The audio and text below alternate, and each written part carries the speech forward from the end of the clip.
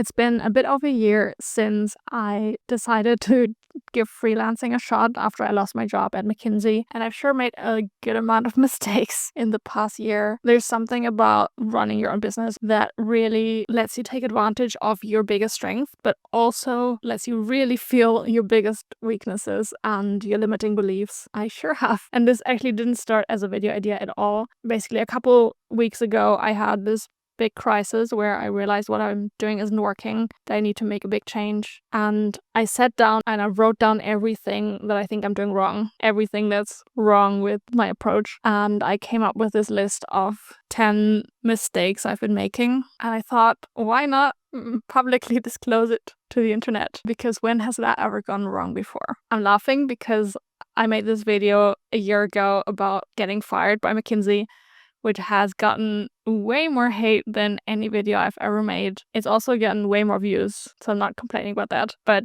there are definitely two sides to sharing your failures in public. So let's do it again.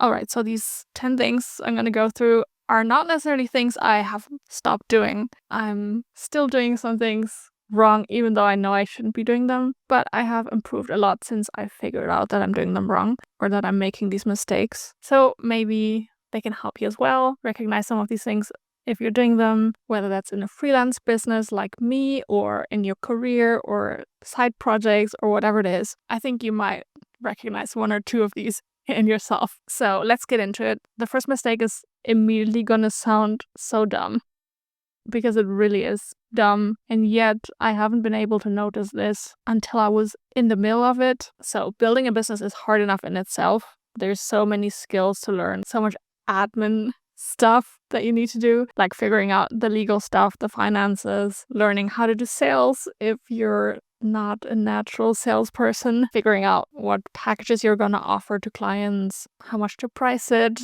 And then there's all this BS in your head that you need to constantly fight, like your brain telling you that you're not good enough or whatever it is on the day. It is hard enough in itself. So what you don't want to do is then also have what you're helping other people with, like your solution, be very difficult for you to do. So here's what I mean. Through many twists and turns, I somehow ended up running a business where I help consultants with their content marketing, attract clients through content marketing. And I thought that my experience as a YouTuber would come in handy and allow me to help those people. And very quickly, when I was actually working with consultants, I realized that there's so many other parts that I don't know that are making it really hard for me to help them. So I was constantly researching while I was working with clients and, trying to figure out the right solution. It was just too extreme. Essentially, I should have picked something that comes easier to me. I was inclined to pick something that would challenge me because I like to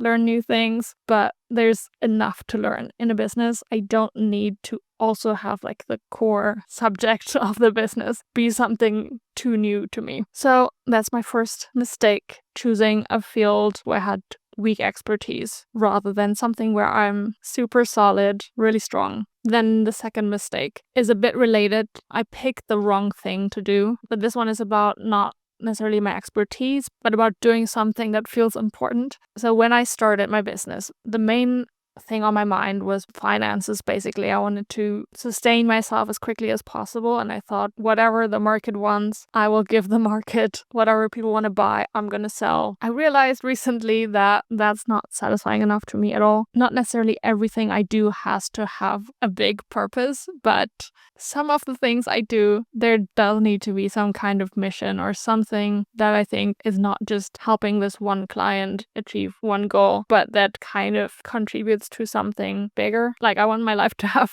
a bit of meaning, essentially. And I didn't really think about this when I was picking what kind of business to do, which is also a reason I'm reviving this YouTube channel, because I've really missed making videos here, and it does feel meaningful to share my career experiences and also the failures, or especially those, because that's also what I was looking for. Like, what I was Googling last year before I lost my job was things like, should I quit my job? How to know I should quit my job? What happens after you quit your job? So yeah, I want to just pay more attention that at least something I'm doing has meaning and connects to my values and the things I find important. Then the next mistake I made, I don't even know why I made this mistake, but we'll figure this out. So when I decided to go for the content marketing business, helping consultants, the reason I went into this is because one person said, I would like help with this. I will pay you not super well. I will pay you a little bit. Let's go. And then I just said, yep, the market has spoken. I'm going to go all in. Like, this is my business now. Because this was the first time that I got such an easy buy signal from someone. Before that, I had like random clients here and there, but it always felt like a struggle. So that one, for the first time, felt a bit easier. And I thought, okay, that's the sign I'm looking for. I'm going to go all in.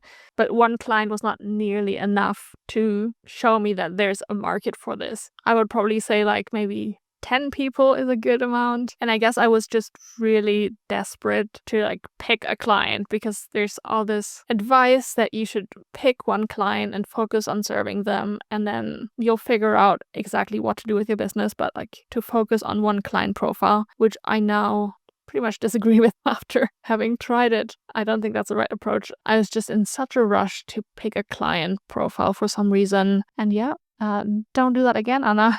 Give yourself some time, work with different clients, and see what kind of common thread emerges, rather than just taking one person and saying, this is now my target client profile, this exact person, after just having talked to one person. And then the next mistake is related to this, which is probably also another reason why I did the previous mistake. I felt a really strong resistance to talking about my business to potential clients, strong resistance to reaching out to them, to making them an offer, to cold pitch people, all of those things. The few times that I did get over my fear, I saw fairly good results. Yeah, I can't believe I've not been trying to get in front of people more. And I know it's connected to the fact that I wasn't confident about the thing I was selling. I didn't believe in it. But that's the lesson for myself, is to get in front of prospects as much as possible. You could say that's probably like one of the top 3 things you should be doing. Maybe the top 1 thing you should be doing when you're running a business is talking to prospects, letting people know that your business exists. Okay, mistake number 5. Surprise, surprise, again connected to lack of confidence. I spent so much time like making websites and creating content. I've built 3 different websites in the past year. I've redone my LinkedIn profile probably 10 times, redesigned offers that I never showed to anyone, bought way too many domain names. Like, I've tried everything to make myself look legit. And I realized very painfully 3 weeks ago that I was only doing this because I wasn't confident. I was trying to hide behind a pretty website because I thought the words couldn't just speak for themselves. They weren't enough. That's not a good sign. A friend of mine told me this question that I think is the question we need to ask ourselves when we're building a business.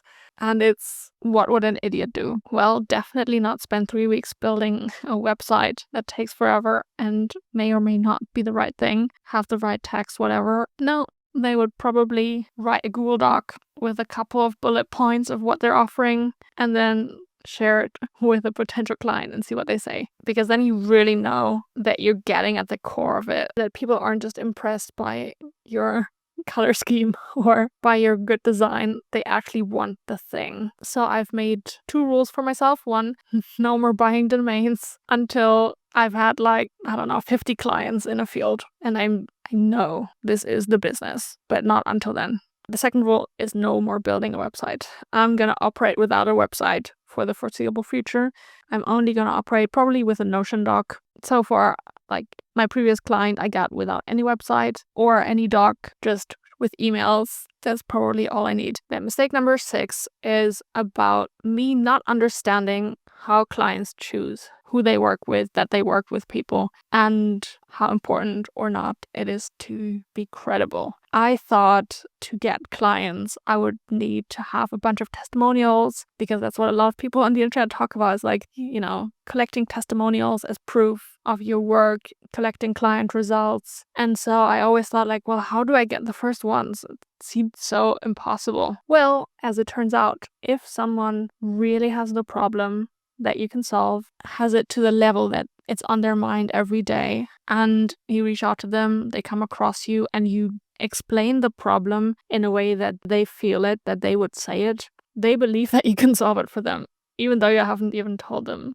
how you will solve it. It's like, I don't know, something happens that when someone describes the problem we have exactly the way we would describe it, and that problem is so painful, just because someone else recognizes the problem, we're like, take my money, I think you can solve it, let's go. Other than like maybe a base level of credibility, so giving maybe a reason why you can help them. So in this case, I was like, well, I can help you because I have a YouTube channel. And they're like, yeah, sure, sold. Even though that wasn't necessarily that transferable. Like, don't worry so much about being credible. Yes, collecting testimonials is a good idea, but you don't need it to get your first clients. You just need to mainly get in front of people. Get in front of people that could have the problem you're solving and tell them that you can solve the problem and then see what happens. And mistake number 7, you can probably already recognize just from what I'm saying. I have not been moving fast enough. And let's keep this point short, just to make a point. I need to make my decisions more quickly. I need to move faster. I need to not dwell. I need to not overthink.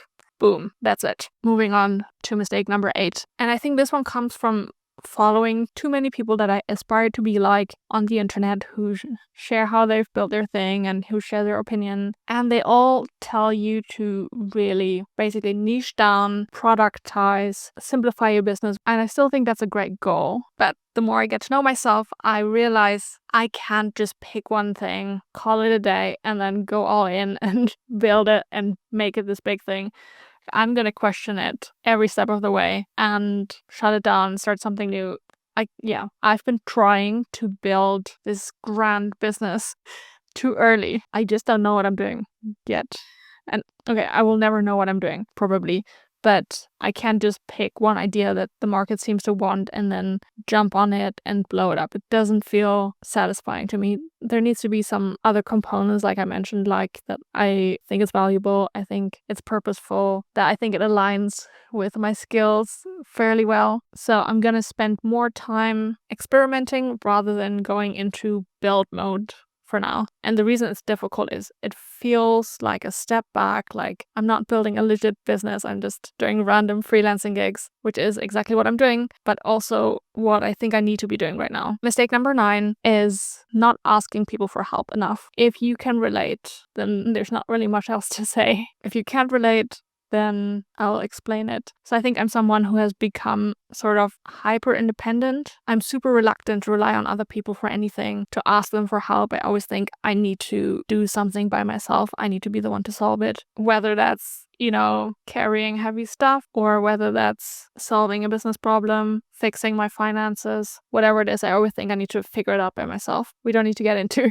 why, but let's just say I just don't like asking for help. And I need to change that because it doesn't work for business, or it's slowing me down if I'm not learning from what other people have to offer, what they have learned. So my goal is to ask people for advice or for help every single week. And so far, it's been going great because people are usually happy to help. Very often, I'm also then able to help them out in some way. Yeah, I need to ask people for help more. And the final mistake I realized I've been making is I've been really overlooking the obvious options for what to do with my life, with my career, with my business. Because the first thing that someone paid me to do when I got fired is YouTube consulting. I got paid to basically come up with video ideas and help this person write scripts. And I did that for a couple of hours for that person, and that was that. Like, I left it at that. Didn't consider turning that into business, probably because of stupid pride. I think I just felt like this wasn't a legit business idea, or not respectable. I don't know. I can't just do YouTube, right? Yeah, and then literally last week, I was like, maybe I should just give that another shot. So I reached out to one person, I cold pitched them, and within 3 days, I had a client who I'm now working with, doing essentially the same thing again, coming up with video ideas and helping them translate that into title and thumbnail and script. And it's really fun. And it's also something I'm quite good at since I've made a lot of videos in my life.